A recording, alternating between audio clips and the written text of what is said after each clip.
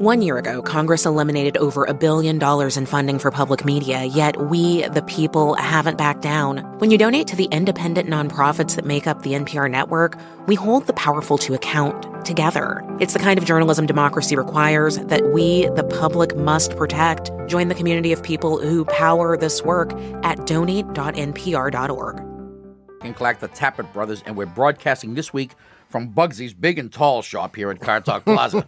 Yes, and we have clothing issues to discuss. Really? You may recall that months ago, we announced that we needed a new Car Talk T-shirt. Oh, that's right. And the old one had yellow rings under the armpits. Anyway, yeah, that's true. And actually what we said was we needed a new T-shirt design. So we asked all 6 of our listeners to send us ideas for the Car Talk T-shirt, The Next Generation.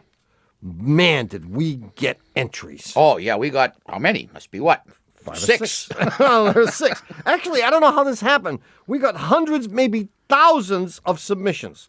Some of them, don't forget, we said you don't have to be an artist. Just send us a little sketch or give us an idea of what it should be. And we went through every single one of them. And after many hours of cappuccino, biscotti, quinotto, all that stuff, we picked what we consider the best 5 ideas. And since like 4 of them were just descriptions of T-shirts, we had to commission our staff artist, Minnie Van Gogh, to render them as art for us. And then you can view these finalists right now at our website, the Car Talk section of cars.com. Oh, more than view them. I mean, you can help us pick the best one. Yeah. So if you want to help pick the next great Car Talk T-shirt, one that your very own station. Be careful about using the word great. Well, if you want to pick the next Car Talk T-shirt, we have had some great ones, though. Man, we've had some stinkers. We had some stinkers, yeah. But if you want to pick the next one, the one that your very own station may try to flog to you next spring in exchange for about $100, just go to the Car Talk section of cars.com, check out the 5 finalists, and cast your vote for the T-shirt idea that you like the best. Oh, hate the least. Vote early and vote often. Indeed. And don't forget, this isn't just some little web poll. No. I mean, there's a lot at stake here. I mean, the winner of this contest is going to get, are you ready for this? It's a life-altering prize. A gross of Car Talk T-shirts. Well, that's life-altering. The old ones. Lots of them left over. No, you'll get, the winner will get a gross of his design, his or her design. And when he gets the package, you'll say, oh, that's gross. Anyway, you can vote at the Car Talk section of cars.com and may the least offensive shirt win. In the meantime, if you got a problem with your car or anything else, your spouse, your boy or girlfriend, etc., you can call us at 1-888-CAR-TALK. That's 888-227-8255. Hello, you're on Car Talk. Hi, this is Paul from Canton, New York. Hi, Paul. Where in New York is Canton? Canton, do you know where St. Lawrence University is? No, is it on the St. Lawrence Seaway? It's close. It's about 20 minutes from the St. Lawrence Seaway. Oh, so it's way, way up there. Way, way up. Oh, near Camp Drum. About an hour north of Fort Drum. An hour north? Yeah, between Fort Drum and Malone. About halfway between. Oh, my. I didn't think there was anything. There are roads north of Fort Drum? Well, there are things north of Fort Drum. I'm calling about my sleigh, really. You're calling about your sleigh? Yeah. All right, what's up? No, actually, it's my wife's car. She's wanted a Volvo, an old one, for a long time. So we bought a 92 240. And often when you start it, just for a little bit after you start it, it acts like it's starved for gas. You know, you got to put your foot on the brake in order to shift. It's an automatic. In order to shift, you got to have your foot on the brake. And while you're doing that, it stalls. While you're doing that, it stalls. And, you know, quite often I either start it in neutral or start it with my one foot on the brake and one foot on the gas. And as soon as you get into, you get it in gear and back up and then go forward a little bit, it's gone. It's fine from then on. Live with it. Live with it, man. Live with it. Really? Why spend money on a little problem like that? Well, I don't know. It's annoying. Oh, no. Save the money for, like, the trailing arm bushings and the control, all the other things that need to be done. You know, I'm sort of getting a little bit annoyed at the people who are looking for perfection. I mean, if I had a car that worked 99.9% of the time, I'd be so thankful I'd be down on my knees. I mean, I don't know. There are people who just can't live with any imperfection. I guess that's but okay. Paul is willing to live with imperfection. Well, he I has don't know whether that's me or not, but No, obviously. You don't have a God, brand my new car. wife is not like that. Thank God. I'd be out in the street in 2 seconds. You'd be sleeping in the garage. Oh, you Oh, are. I am sleeping in the garage.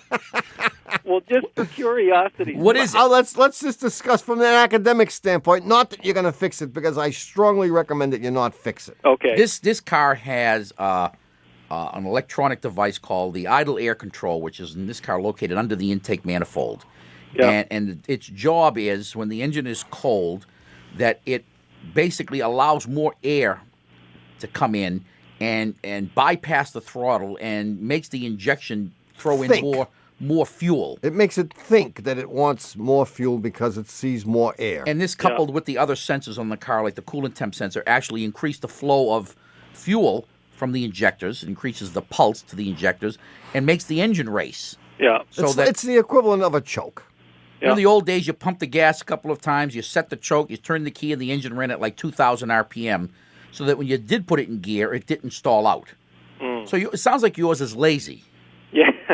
Right. Yeah. It sounds like yours is lazy. It may be dirty. You may have to have someone take it off and clean it. Yeah. But I you know, like my brother said, I don't think I'd go looking for trouble. All right. But that's what it is. Okay. See you, Paul. Good luck. All right. Thank you. Bye. Bye. 1-888-227-8255. Hello, you're on Car Talk. I'm Wendy Ingalls. Hi, Wendy. Where you from? I'm calling from East Hampton, Mass. East Hampton. Where would that be? It's out near Amherst, Massachusetts. Oh, Way out in the western part. Oh, yeah, the outback, as we call it. That's right. Well, you know, I'm beginning to see the wisdom in living in the boondocks like you, because I'm so sick and tired of the city. Well, you know, it's interesting that you should mention that, because your neighbors are also interested in seeing you live in the boondocks, and they've taken up a collection. To send Tommy away. Yeah. Send Tommy to the outback. Only 5 households have been canvassed so far, and they've managed to raise a mere $100,000. But anyway, Wendy, Yes. what's happening? Well, I have a 91 Toyota pickup, and it's 2-wheel drive. And the problem is that in the front wheels, started about a month ago, it sounds like it comes with front wheels. There's a vibration noise, basically only when I first start up in the morning. But that's not the only time it happens. And it goes with the wheels. It kind of goes wong, wong, wong.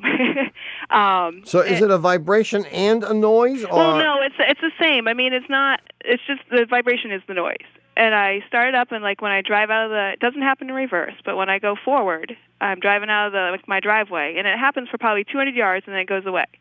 And it happens if I'm going straight. It happens if I turn the wheel. And then about 2 or 3 weeks after it started happening, I was going 40 or 50 miles an hour on a road, and as I turned the wheel, it happened. And as I straightened it, it went away. But it didn't stay. But do you feel anything, or do you just hear something? I just hear it. I don't feel it. You just hear it? Yeah. Okay. And so, And make that's the noise again. that's It's the noise. Wong, wong. And that's it. This Kinda is a like new a- dance. I can... So if you speed up, it goes wah wah wah wah Exactly. wah wah. And if you slow down, it's wah wah Yeah. wah wah. And I had my brother listen to it because it used to be his truck, and of course it didn't happen when he was with me. And of course, you haven't had anyone look at it except for your brother. Right. Well, here's the other thing. About end of June, I had the brakes done on it, and they turned the rotors and put new brake pads on. And my father said, well, I think it's your brakes, but I'm not sure that that's what it is. But I haven't taken it in. And have you experimented with this thing? For example, can you tell us if you can change or make the noise go away by touching the brake? It does go away when I touch the brakes. Ah, Yes. Well, is that a good question? that was an extraordinary question, because it saved us the embarrassment of suggesting that it was a wheel bearing. Oh. Right. And who was that brilliant man who suggested it might be your brakes? That was her father. Did Dad suggested that? Dad father could be suggested that. right. He's right. I think you have a sticky caliper. Ah. And I think the fact that they put new pads in maybe worsened the problem. Uh-huh. Or the caliper may have been marginally, acceptable when they put the pads in. Maybe it was just Okay. starting to stick and they didn't notice it. Have them check. If it turns out the caliper's not stuck, have them rough up the pads and the disc rotors. Maybe they didn't get a good cut on the discs, and you're Okay. getting the sound from that. But it doesn't sound like anything too serious. Well, that's good. See you, Wendy. All right. Thank you. Thanks for Good calling. luck. Bye. Okay, look, this is it. For a gross of Car Talk T-shirts, think hard now. Yeah. Do you remember last week's puzzler? Did it have to do with sleeping while standing up, drooling, and withdrawing stock options? No, that was Berman's last performance review. Hi, it's Terry Gross, host of Fresh Air. Hey, take a break from the 24-hour news cycle with us and listen to long-form interviews with your favorite authors, actors, filmmakers, comedians, and musicians, the people making the art that nourishes us and speaks to our times. So listen to the Fresh Air podcast from NPR and WHYY. These days, it feels like the news changes every hour. Well, NPR has a podcast that does that too. NPR News Now brings you a fresh 5-minute episode every hour of the day with the latest, most important headlines in episodes that are clear, fact-based, and easy to digest. Listen to NPR News Now on the NPR app or wherever you get your podcasts. Each story you hear on Planet Money starts with a question. What happens if we refund tariffs? Why are groceries so expensive? At NPR, we stand for your right to be curious because the forces shaping our world can be hard to see. Follow NPR's Planet Money wherever you get your podcasts and start seeing how the economy really works. Are We Doomed helps you understand humanity's biggest threats. Climate change, pandemics, nuclear weapons. Stuff still hits planets. United we stand, divided we fall. How worried should you actually be? And what can we do? I'm Ben Bradford. Join me for Are We Doomed? Part of the NPR network. Listen now wherever you get your podcasts. Hi, we're back. You're listening to Car Talk with us, Click and Clack, the Tappert brothers, and we're here to talk about cars, car repair, and elevators. Vertical transportation, he calls it, actually. Rich Illing sent us this. And he says, okay, so this question isn't about cars, but rather a more stationary mode of transportation, the elevator. Now, get this. Now, I couldn't understand this letter. Why do elevators work backwards? Stick with me here. We all know how an elevator works.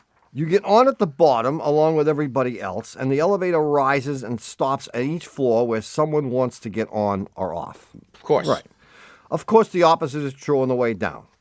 This works out fine unless you're the poor schmo who works on the top floor. Then you have to waste all your time on the elevator. But who owns the elevator? The building owner owns the elevator. And who's on the top floor? The most important tenants. Of course. These are not the people the owner should keep waiting in the elevator. Sure. Jeez, I didn't think of this before. The obvious problem is that elevators work backwards. Instead of starting at the bottom and making stops on the way up, the up elevator should zoom from the lobby to the top of the building. Of course. And then descend, dropping off workers on the lower floors on the way down. The down elevator should start on the second floor and pick up workers on the way up. Once it reaches the top floor, it would express all the way down from the top floor to the lobby. Of course. This way, the important tenants at the top of the building would not have to wait. Yeah, Rich must be on like the 87th floor or something. He's getting ticked. This is going to take some getting used to. For instance, the fastest way, this is the part I didn't get. For instance, the fastest way to get from the third floor to the sixth floor would be to hit the down button and catch the elevator as it collects passengers on the way up. But the best part of this plan is that the goof on the second floor who's too lazy to take the stairs will have to spend an eternity on the elevator. I love it. See, this is the kind of thinking that goes on outside the box. And as soon as they get this guy back in the box, we'll all be better off. Did you get it? Of course I got it. It's actually brilliant. And I think it is brilliant. I've thought of it myself, actually. If you're the guy in the penthouse, you want to get in, all the riffraff that live on the second, third, 8th floor, 20th floor are in there. Yeah. You want to be able to press the top floor, and it prioritizes the top floor. And they all say, what the hey? And you say, hey, I pay more rent than anybody. There you go. Shut up. There you go. And similarly, when he wants to go down, he shouldn't have to be picking up people all the way down. He presses down. So if you want to go up, you go down. If you want to go down, you go up. Unless you're in the penthouse, you go up and down when you want. Now, look, if you have something this interesting that might distract... This kept my brother busy for 2 weeks, this letter. That might distract my brother in a similar manner. He'd love to see it, obviously. Just send it to us. Send it to him specifically, not me. Car Talk Plaza, mail for Tommy, Box 3500, Harvard Square, Cambridge. Our fair city. Matt 02238. Or, of course, you can email us stuff from the Car Talk section of cars.com. In the meantime, if you have a question about your car, I love it, actually. It's brilliant. If you have a question about your car or anything else, give us a call at 1-888-CAR-TALK. That's 888-227-8255. Hello, you're on Car Talk. Otis is working on this right now. They're saying, why didn't we think of this? Hi, this is David Lancashire from Youngstown, Ohio. Hi, David. How are you? Youngstown. There's a big steel mill there, right? Used to be, yeah. Used to be. They're all in Korea now. Yeah, there you go. There are no steel mills anymore. No, you know why? We don't need steel. Too dirty. Okay, so David. Yes, sir. What's up? All right, I have a 91 Buick Regal. Yeah. And a couple of weeks ago, it started making some funny noises. What it was doing is, as I was slowing down, I would start to hear this grinding noise, and it would, as you'd slow down, the grind would get slower. It would go. Now, let me just ask. Okay. You're slowing down with your foot on the brake? Yes. With your foot not on the brake, or on both? The brake. On the brake. Excellent. That is the right answer. Okay, and then as I would speed up, it would start to do it again. I would go, and then stop. Yeah. And also, as I turned, I would get that same noise, like from a stop and you make a turn. And you say the noise goes away at higher speed. Correct. But it might not really go away. Mm-hmm. I have a suspicion what it could be. Okay. Oh, is it from your channel? No, Sports channel? I ain't got no stinking channel. Playboy channel? When it did make the noise, Mm-hmm. and you were stepping on the brake and slowing, you had to have been stepping on the brake. It wouldn't make the noise unless you stepped on the brake. Well, the car wouldn't slow down unless I stepped on the brake. But was there ever an instance where you took your foot off the gas and didn't step on the brake and got the noise? Okay, if I was like coasting to a stop. That was my question. Okay, yeah, I would still get it. Yeah, that's the better answer. Yeah. I think we can establish now that moving causes the noise. Moving. That's right. How long have you lived in that house? So whether you were applying the brake or not, you got the noise. And when you got to zero speed, the noise went away. And when you got to some higher speed, accelerating, the noise also went away, but may have not gone away, may have been just undetectable. Mm-hmm. And I think you have a bad tire. Really? Yeah, I think you have a classic case of tread separation. Oh. Yeah. Ooh. These aren't Firestones, are they? No. I'm just checking. But if you have the tread coming apart, what'll happen is that the plies of the tire will rub against one another, and you'll get this noise. So every time you hit that bad spot, you'll get that. Mm-hmm. Take the thing on a very quiet road. Mm-hmm. And drive it at 5 or 10 miles an hour, holding the steering wheel only with your two index fingers. And I think what you'll notice is every revolution of the wheel, of the tires, that you will get a little back jerk. and forth motion of the steering wheel. And as you begin to pick up speed, you'll notice that comes more frequently. So initially you'll get every time you get the you'll feel the wheel, just the steering wheel that is, move between your fingers. Okay. And that's going to tell you that you have a bad tire. And get it fixed immediately because it could be dangerous. Okay. Good luck, David. All right. Thank you very much. Hey, thanks for your call. good luck. Bye-bye. 1-888. What is this number? 888-CAR-TALK. That's 888-227-8255. Hello, you're on Car Talk. Hi, this is Kristen. Kirsten. Kirsten? I-N. No, Ian. Ian. You're right the first time. And where are you from, Kristen? Sweden. No, I'm calling from Bethesda, Maryland. Bethesda. Yeah. So what's up, Kristen? Well, I'm about to move to Kosovo in a couple of weeks, and I'm going to need to store my car for 2 years while I'm over there. What kind of a car What kind of a car is it? I have a driveway. It's thanks. It's a 1986 Honda CRX, I don't have a driveway. and it has 153,000 miles on it. Mm-hmm. And I want to know what kind of questions I should be asking the storage guys so that I know that my car will work when I get back from Kosovo in 2 years. Where are you going to store it? Well, the government has a storage facility up in Baltimore, the government is going to store it. Yeah. Oh, so they know what to do. You don't have to ask them anything. Ask them what hours you open when I come back. Is it like a 9 to 5 deal? Can I come on weekends? Got plumbers coming in morning? Why are you going to Kosovo for 2 years? You some kind of a State Department person? Sort of like that, yeah. I work Spy? No, not a spy. Well, she wouldn't be able to tell us. Right. I work in international development. Spy. International development. Yeah. Spy. Is Anyway. that like weightlifting? No? Are you going to visit like Sylvia Poggioli or one of that crowd? I'm sure I'll run into her, actually, because my job will be as public affairs officer. So I'll have to... See that? Say hello for us. I will. I'll tell She her. won't admit knowing us. No.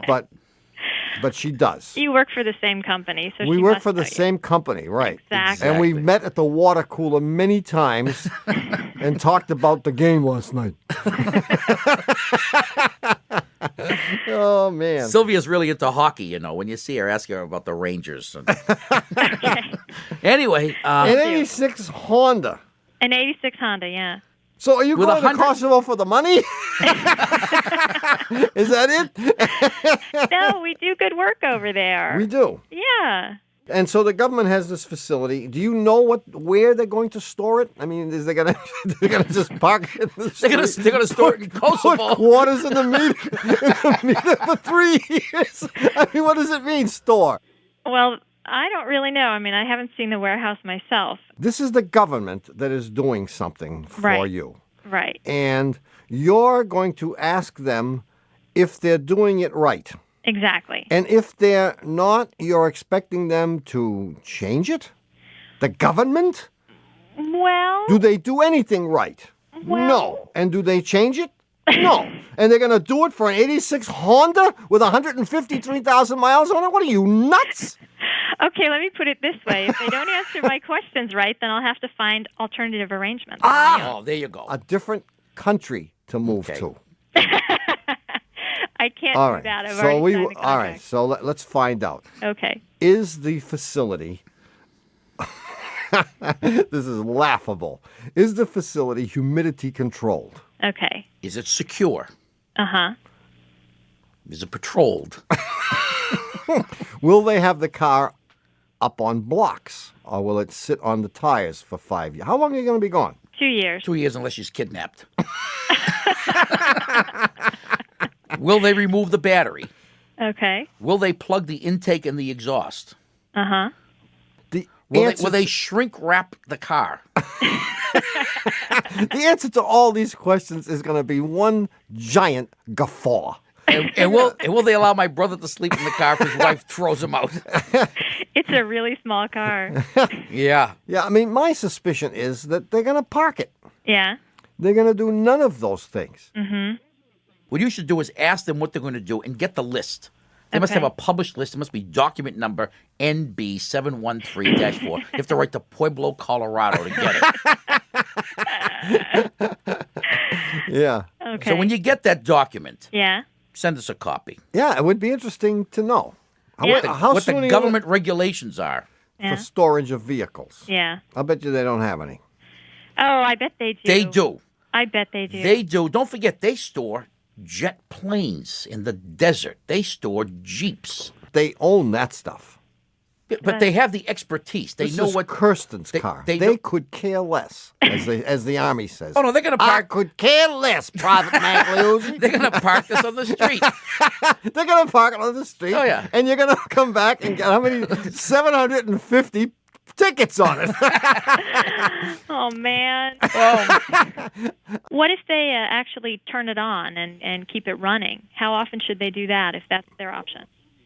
For the whole 2 years. No, that's one of the worst things you can do, and this is one of the myths about cars that are sitting, is to start the thing up for 5 minutes and shut it off. It's the worst thing you can do. Well, how long if they do that? Oh, they got to drive it around and all that. You want it driven every week. You want it driven 5 miles a week.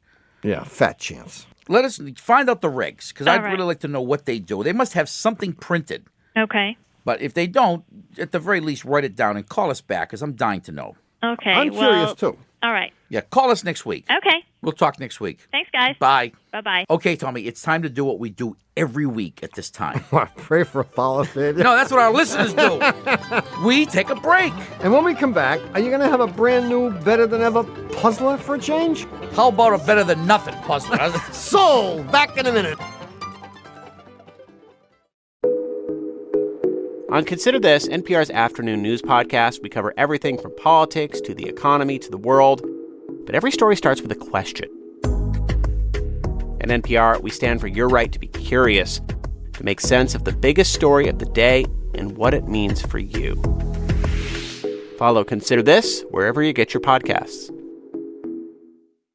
Hi, it's Terry Gross, host of Fresh Air. Hey, take a break from the 24-hour news cycle with us and listen to long-form interviews with your favorite authors, actors, filmmakers, comedians, and musicians, the people making the art that nourishes us and speaks to our times. So listen to the Fresh Air podcast from NPR and WHYY. Everyone wants to know if AI is conscious. But consciousness is really hard to define. It's the experience we're having right now. What it is like to eat chocolate or to look at the blue sky. So how do we know who or what is conscious? Check out the new ways scientists are finding to measure the elusive phenomenon on shortwave. Listen on the NPR app or wherever you get your podcasts. Ha! We're back. You're listening to Car Talk with us, Click and Clack, the Tappert Brothers. And we're here to discuss cars, car repair, and the new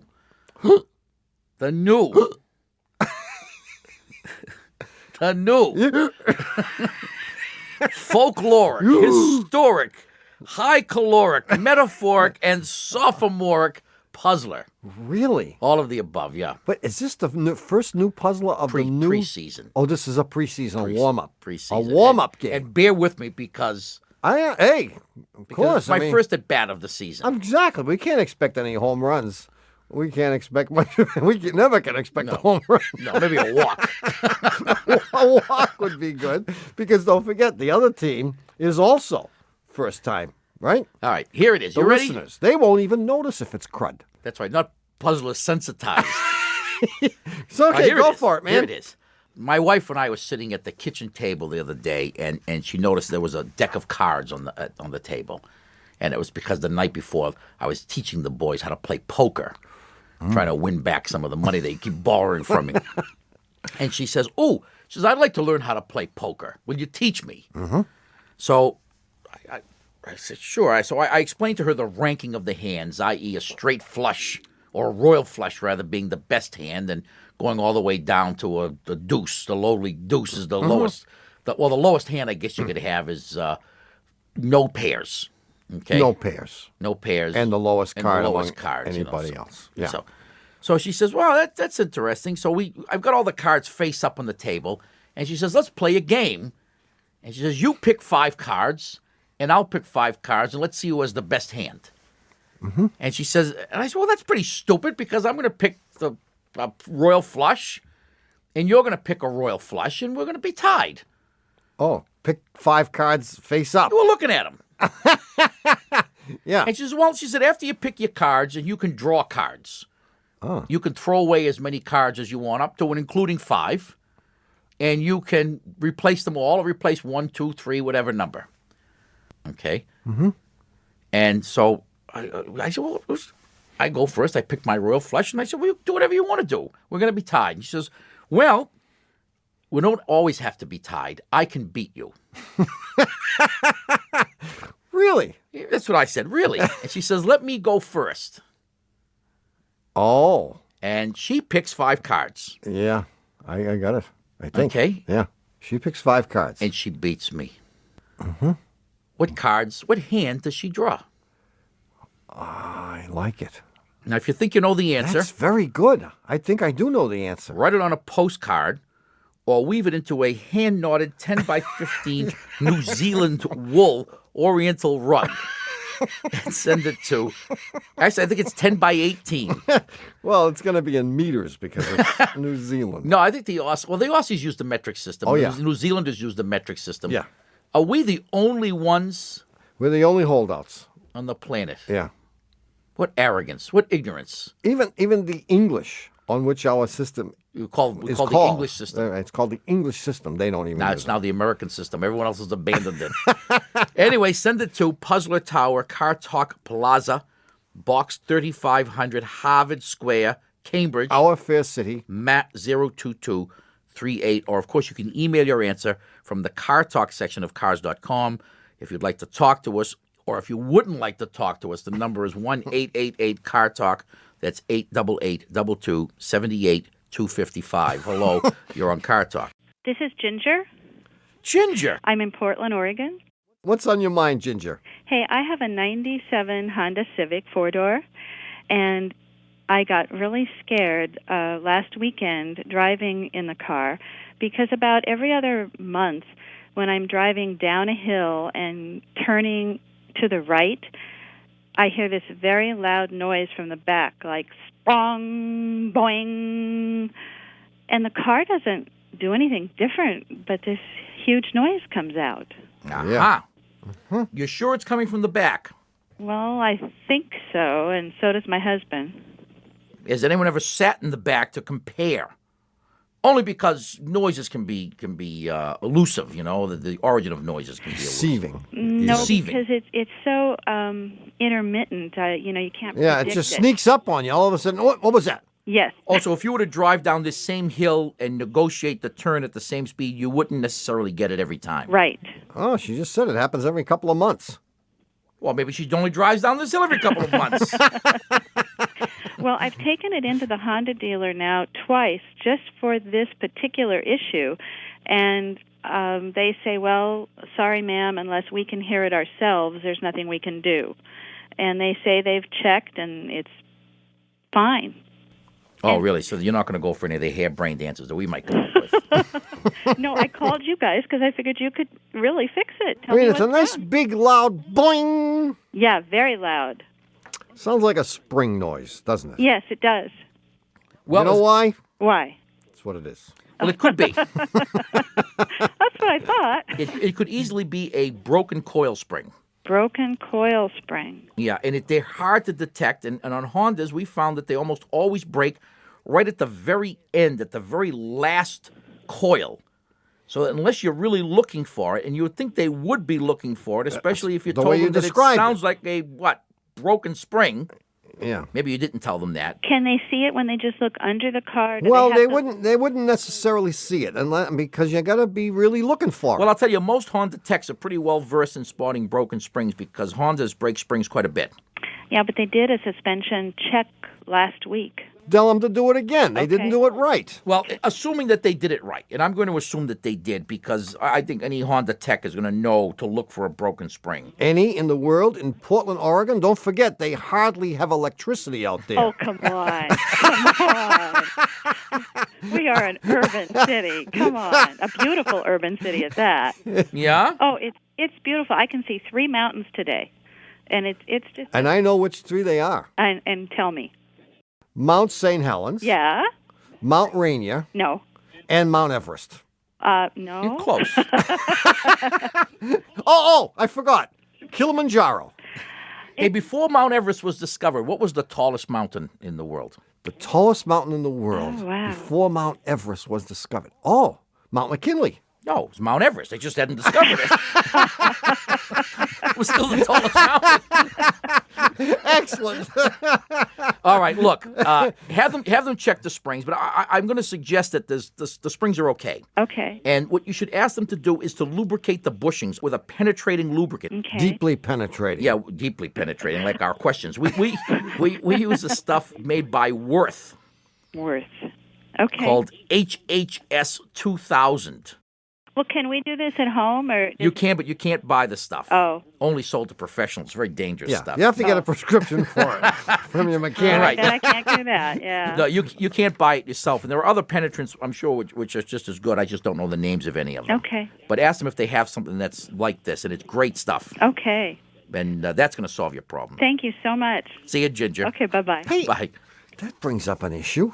Why aren't there certain things that only a mechanic can buy with a prescription? Well, there are certain things. Like what? Like HHS 2000. And I mean, 44K. I mean, notice they all have secret letters. See, the thing is, it would lend more Mystery. suspense. Exactly. To what, you go to the doctor and he takes out that little pad and he scribbles some crap on it. Yeah, and you know what? Whatever he writes, the druggist decides what to give you. The druggist looks at you and says, let me see. You look a little pale. You look a little pale. You need some erythromycin. Can't read this guy's writing anyway. You look like you need some erythromycin. Yeah. Well, it's happened again. You've totally depreciated another perfectly good hour listening to Car Talk.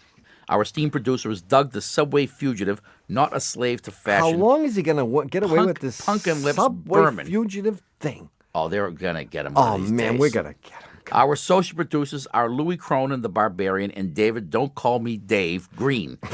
Our engineer is Tad Curry. Our senior web lackey is Doug, the Old Gray Mayor, and our technical, spiritual, and menu advisor, just back from his triumphant slam dunk at the Cape Ann Donut Toss, is John Bugsy Lawler. A slam dunk. Yes, dunk. Get it? Dunk. Donuts. Get it, man. Dunk. Cool, huh? Yeah. Our public opinion pollster is Paul Murky of Murky Research, assisted by statistician Marge and Overa. Our customer care representative is Haywood Jabuzoff. Our director of new product repair is Warren T. Myfoot. Our shop foreman is Luke Busy, and our director of Firestone Tire recalls is Ivana Michelin. Our pseudonym consultant is Norm DePlume. Our dermatologist for teenagers is Don Pickett, and of Dewey, Cheatham and Howe, and WBUR in Boston. And even though Joe Lieberman says "Oy vey" whenever he hears us say it, this is NPR National Public Radio. Hi, it's Terry Gross, host of Fresh Air. Hey, take a break from the 24-hour news cycle with us and listen to long-form interviews with your favorite authors, actors, filmmakers, comedians, and musicians, the people making the art that nourishes us and speaks to our times.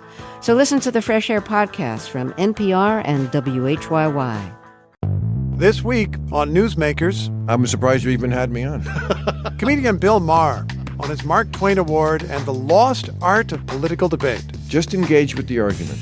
Tell me if I'm wrong about something, and then we're going to be cool. But that's not what either extreme does in this country anymore. Bill Maher on this week's Newsmakers. Watch or listen wherever you get your podcasts.